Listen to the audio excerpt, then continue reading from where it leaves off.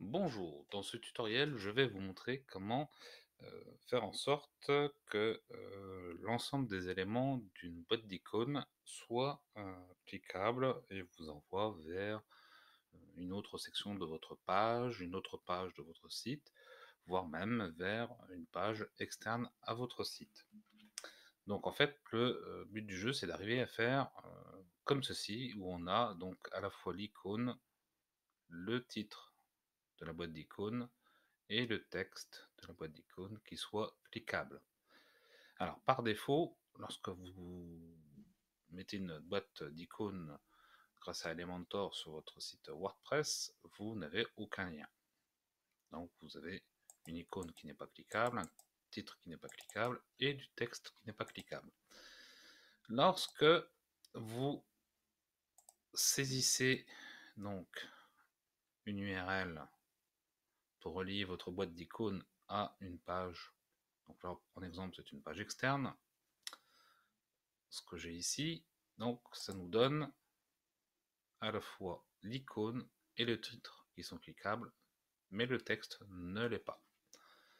Or, pour un utilisateur lambda, c'est pas forcément ce qu'il y a de plus ergonomique parce que l'utilisateur lambda ne pensera pas forcément à aller voir sur le titre ou l'icône s'il y a un lien à cliquer. Donc je vais vous montrer comment maintenant faire en sorte que le texte soit lui-même cliquable. Donc pour cela, ce n'est pas natif, donc il va falloir utiliser un peu de code. Donc en fait, il va falloir simplement mettre un lien sur l'ensemble du texte. Donc, on ouvre une balise A, href, on ouvre les guillemets, on colle son lien, on ferme les guillemets. Si vous souhaitez que le lien soit ouvert dans une nouvelle page, dans ce cas-là, vous ajoutez l'attribut target égale blanc. Et après, pour le référencement, vous pouvez éventuellement ajouter le rel nofollow, vous pouvez ajouter une balise titre, et ainsi de suite. Bon, je vous montre ici le principe. Après, c'est à vous de voir comment vous souhaitez paramétrer tout ça. Et donc ensuite, il faut refermer la balise A en fin de texte. Vous cliquez sur enregistrer. Et maintenant, on va voir côté visiteur. Donc, je n'ai pas encore mis le lien sur l'icône ni sur le titre, mais on voit ici que nous sommes passés en lien cliquable. Alors, non, il ne l'a pas pris en compte, pardon. Si. Bon.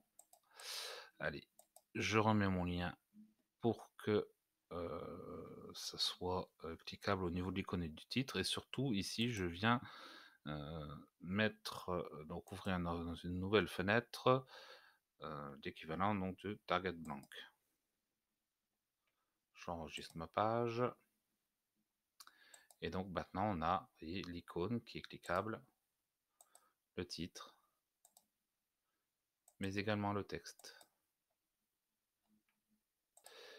Alors, j'ai dû faire une petite erreur dans mon code. Oui, voilà, href, j'ai oublié le signe égal.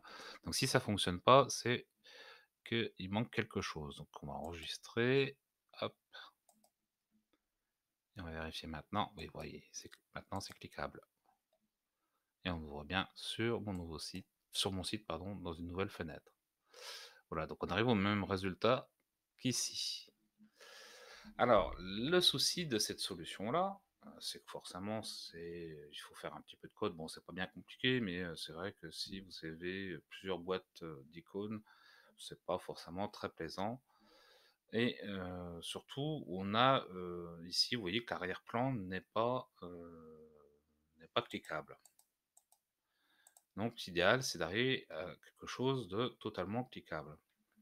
Alors, la solution, elle peut être autre, c'est de passer par ce qu'on appelle, j'ai perdu le terme, excusez-moi, on va y retourner dans l'administration de WordPress, de notre page. Voilà, c'est une boîte dynamique, pardon. Donc ça, c'est, disponible, si vous avez la version pro d'Elementor, donc la version payante. Alors, cette boîte dynamique, ce n'est ni plus ni moins qu'une boîte d'icônes avec, vous voyez, un effet lorsqu'on passe la souris sur la boîte d'icônes. Et vous voyez que là, vous avez automatiquement un bouton cliquer, cliquer ici, pardon, qui s'affiche. Donc par défaut, si vous n'avez saisi aucun lien, vous voyez que même si c'est marqué cliquer ici, rien ne s'affiche. Là, je vais vous montrer que vous pouvez à la fois faire en sorte que votre lien ne soit cliquable qu'au niveau du bouton. Donc vous voyez qu'ici, si je clique, rien ne se passe. Par contre, si je clique sur le bouton, ça s'ouvre bien sur le lien que j'ai paramétré.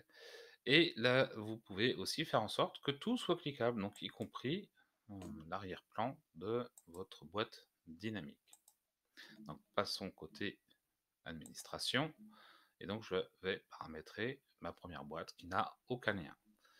Donc en fait, ça se passe ici, donc vous saisissez ici dans devant, ce sont les informations qu'on va trouver sur votre boîte dynamique quand vous ne la survolez pas. Donc c'est voilà, comme c'est ici, ceci est le header, cliquez sur le bouton, ainsi de suite.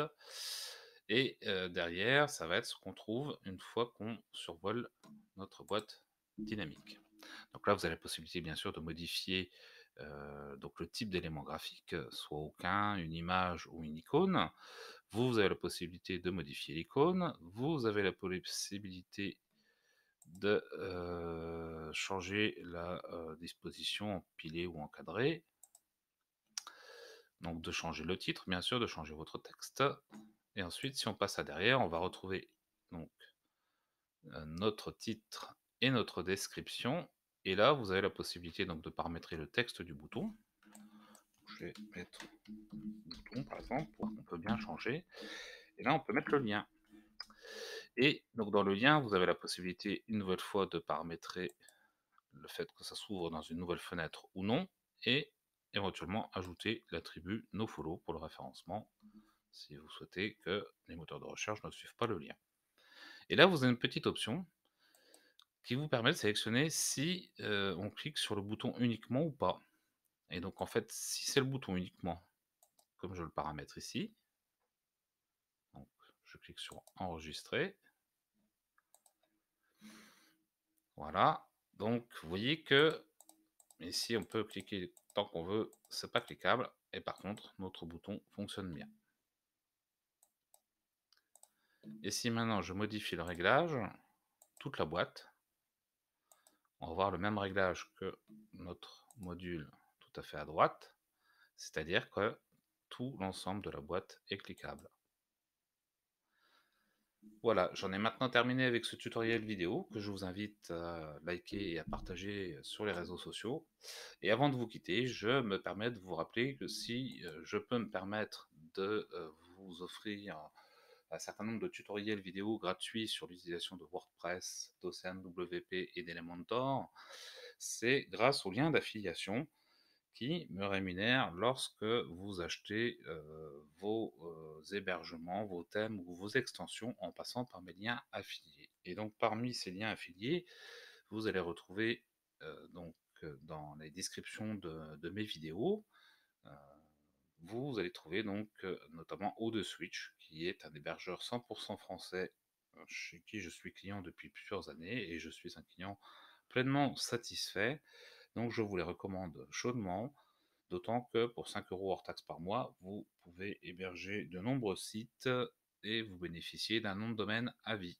Voilà, et bien écoutez, je vous embête pas plus longtemps, je vous dis à bientôt, ciao ciao.